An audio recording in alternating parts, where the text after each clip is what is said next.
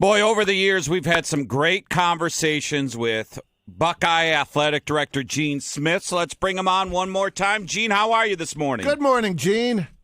Good morning, guys. I'm doing great. I appreciate the opportunity to share some time with you. Well, the spring game is history. Graduation was last. The hour is drawing near for you, sir. How you feeling?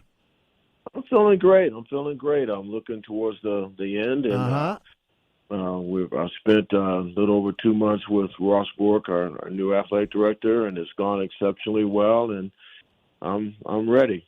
Now, are you going to really retire, like get a lake house and just sit by the fire, or are you just going to kind of be a consultant somewhere and keep working? Tell us about retirement for Gene Smith. Well, actually, my wife and I are moving to Arizona. We have a home in Paradise Valley, Arizona, so we're moving down there, and our family is largely West Coast oriented. We have 3 grandkids in Phoenix, Arizona, 2 in San Diego, 2 in Vancouver, Canada. We have 1 in D.C. But so my wife has family in Vegas and Vancouver, so we're West Coast centric. So we're moving to Arizona, and I haven't decided what I'm gonna do moving forward.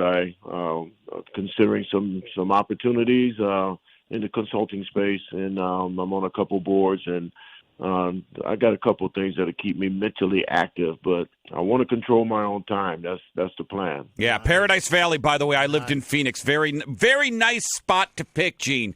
I'm looking right at Camelback Mountain, so you know exactly what I'm talking about. Absolutely. Very nice. Very nice. Hey, so let me ask you this, though. At some point, we were talking to Coach Day a couple weeks ago, and he said, at some point, there's going to be more change in college football, whether it's the NIL going away, a different variation, or whatever it is.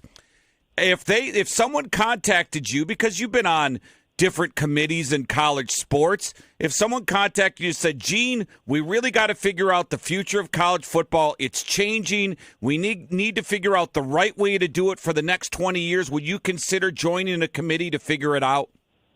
Yeah, no question about it. I'm going to be available to my colleagues to assist along the way.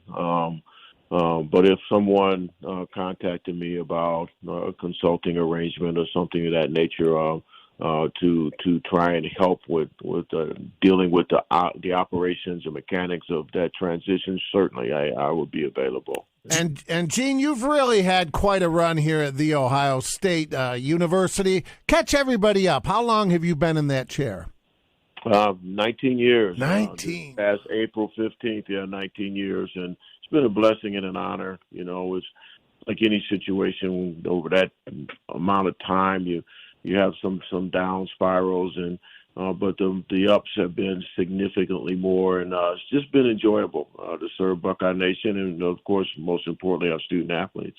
So you came here kind of when I did, because I remember I was at the radio station with the Gene Smith show at the sports station. Could you imagine? Because I couldn't when I came here, I didn't even imagine, because it was a big deal in Phoenix. U of A against ASU, that was a big thing. Could you ever imagine when you got here that Ohio State athletics, it's almost mind-blowing, isn't it? Oh, it is. It really is. It's I knew, because I'm from Ohio, I knew the magnitude of Ohio State and Ohio State athletics, but you don't really truly know it until you're in it. You know about it, but you don't really appreciate it until you're in it. And it's just been phenomenal. The breadth and depth of Buckeye Nation is significant all around the world, and but yeah, it's a big opportunity for anybody to lead. I was talking with a ticket broker yesterday, Gene, and he said, "Boy, this Wrigley Field game. Now it's only Northwestern, but that's a pretty big deal this fall. How long was that on the books for?" Derek Gregg, the athletic director at Northwestern, has been working on different locations for their home contest. Yeah. And he kind of shared with me early on that Ohio State would be at Wrigley Field while others may be at different locations. And so it's been in the books for a while, and but they just announced it not too long ago. And so it's a big deal. It is. I'm going to that game. It is. I'm going to that game. I look forward to it, man. I love it. I absolutely love it. It's a hot ticket, man, already. So, Gina, hopefully it's good weather. during that Right. time. Yeah, talking to Gene Smith, athletic director, Ohio State. So I have to give you credit. I watched a lot of Buckeye basketball this year, a lot of it, right? And Chris Holtman's been on the show. He's a great guy, and you never want to see a good man leave. But Right. then Jake Diebler takes over, and I call it the eye test, Gene. You can watch that team when Jake Diebler took over and look at it, and it's a remarkable difference. No diss against Chris Holtman, but it was a remarkable difference of what those young men were doing on the court, no doubt about it. Kudos to you and Ross, because you could have easily gone with a bigger name, gone out. You know, there was rumors about John Calipari interested in the job. What did you see in Jake Diebler that you knew he was the guy? Because, boy, I'm a Diebler believer, and what a home run hire, even though he's not a huge name.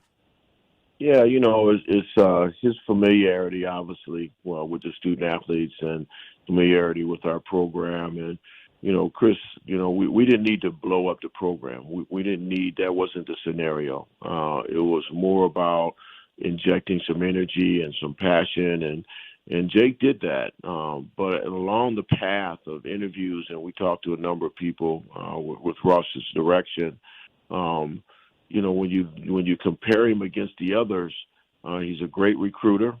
He's an outstanding teacher, and he has major Ohio ties. His dad's a Hall of Fame coach, and so we just felt like his familiarity gave him an edge. And we all saw, just like you said, I mean, he performed.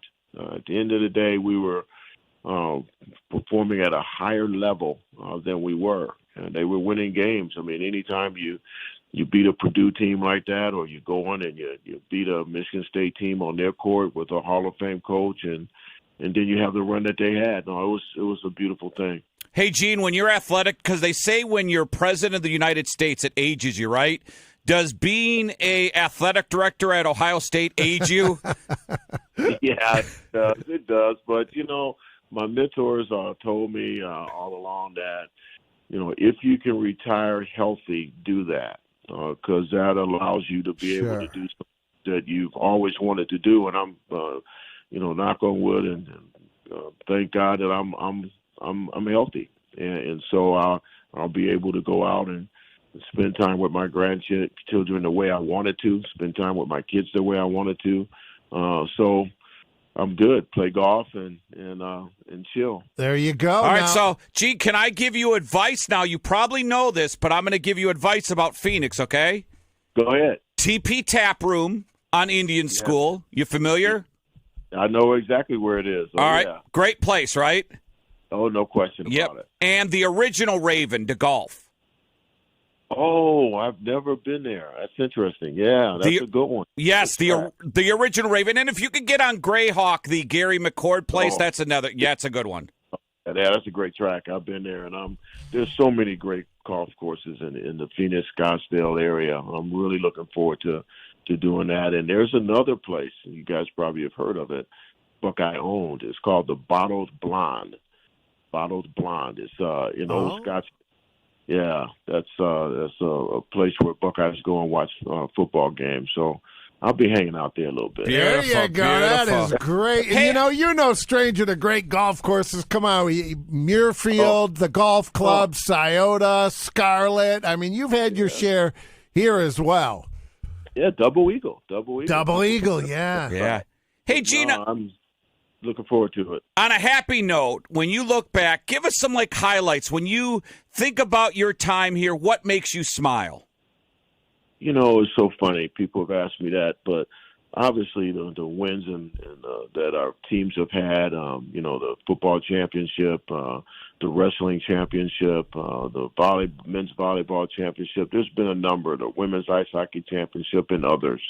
But, you know, the one thing that's really cool that people just don't notice, when Sheila and I came here, we had 324 scholar athletes, those student athletes who maintain a 3.0.